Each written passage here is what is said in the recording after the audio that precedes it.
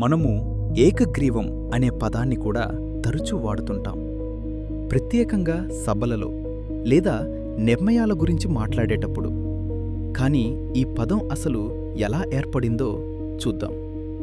ఈ పదం సంస్కృతం నుండి వచ్చింది. సంస్కృతంలో దీని రూపం ఏకగ్రీవం.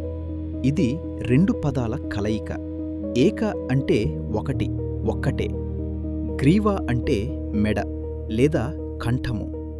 ఈ గ్రీవ అనే పదం సంస్కృతంలో చాలా చోట్ల వాడుకలో ఉంటుంది. ఉదాహరణకు హయగ్రీవః అంటే హయగ్రీవుడు, గుర్రం వంటి కంఠము, మెడ కలిగిన దేవత. అలాగే నీలగ్రీవః అంటే నీలగ్రీవుడు, నీలకంఠుడైన శివుడు. నెమలిని కూడా నీలగ్రీవ అని అంటారు. ఇలా గ్రీవ అనే పదం మెడ లేదా కంఠాన్ని సూచిస్తుంది.